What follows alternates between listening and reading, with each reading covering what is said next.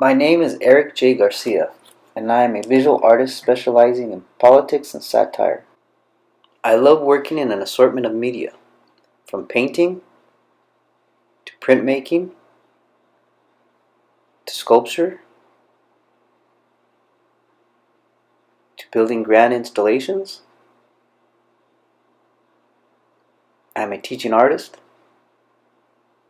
I'm one of the few Chicano political cartoonists. I'm a muralist.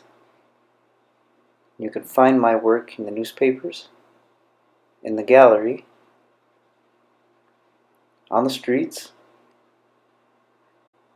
in museums, and sometimes on them as well. But whatever media I use, they all have a common goal of educating and challenging. In 2014, I was awarded the Midwestern Voices and Visions Fellowship, which gives artists of color a chance to utilize some of the best artist residencies the Midwest has to offer. This is how I got to be an artist in residence at the Arts and Industry Residency in Kohler, Wisconsin. The Kohler Residency is extremely generous, a maximum of 3 months. You're given a studio space on the factory floor with 24-hour access. You receive housing, a stipend, all the materials you need, a brand new pair of work boots and work glasses, and a technician to walk you through the process in case you don't know what you're doing, as in my case because I had no prior ceramic experience. Kohler actually has 2 residencies, one in the pottery and one in the foundry, and I was given the chance to work in the ceramics department in the pottery.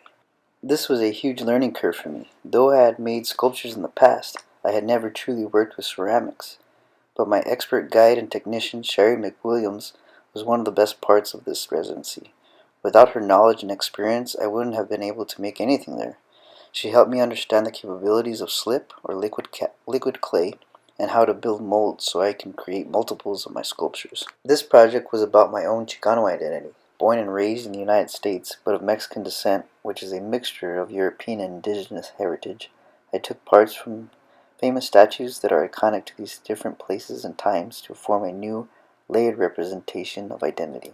Using the Aztec goddess Colicue as the base, the Venus de Milo's torso, and capped off by the modern sculpture that has become emblematic with the United States, the Statue of Liberty, this form is not just about sculpture, but about layers of conquest, layers of histories, layers of cultures, layers of identities embodied in one form. Another project I created with my new understanding of molds and slip casting was a reactionary monument to Don Juan de Oñate. Oñate was a brutal conquistador and the colonizer of New Mexico, where I'm originally from.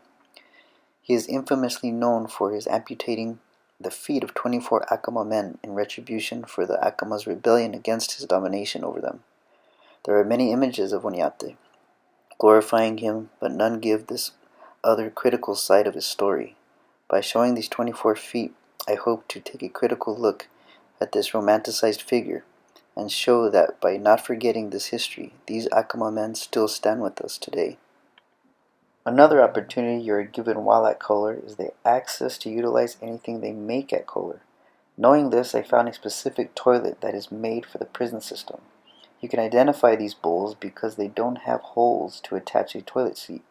I commandeered this kind of toilet to create a memorial to political prisoners.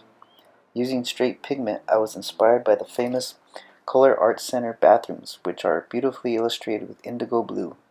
Using this style, I adorned the prison toilet with all kinds of imagery referencing people who have been incarcerated by this country for their political beliefs.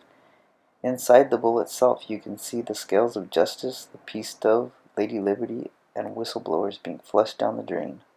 On the back of the toilet, there is a menacing eagle/listening device that hints at all the domestic spying and surveillance our government does in the name of national security. Also written on the back are some, but not all, names of political prisoners past present that the U.S. has incarcerated. Knowing that the following year was going to be the 40th anniversary of the Arts and Industry Residency, I commandeered a Kohler basin with nice big walls to create a specific piece for this anniversary and to tell an allegorical depiction of my time at Kohler. Again, using the classic blue-on-white porcelain style, I collaged an assortment of my experiences while at the residency, from Sherry saving me from the plaster disaster to the real-life fear of jobs being lost to the mechanization of this industry. I even incorporated the Wisconsin legend of a mythological beast called the hodag, so I incorporated it into the giant beast of a kiln that fires all the Kohler ware. But I think the image that really got me into trouble was my image of the grandson who is next in line to the Kohler throne. And as you can see, his throne is being constructed underneath him as he reads the newspaper and stocks rise and layoffs continue. I created this in dedication to all the hard-working men and women at Kohler who I got to meet and respect, and to say to this new prince, don't forget how your fortune was made.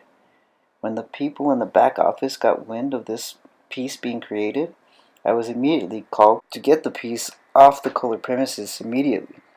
Luckily, Ruth Kohler, who is the founder of the Arts and Industry Residency and in charge of the Kohler Arts Center in the immediate town over in Sheboygan, understood what I was trying to say with this depiction and offered a sanctuary space at the Kohler Center for the sink. This was back in 2013, so I've never seen the piece again, and doubt if anyone will ever see it.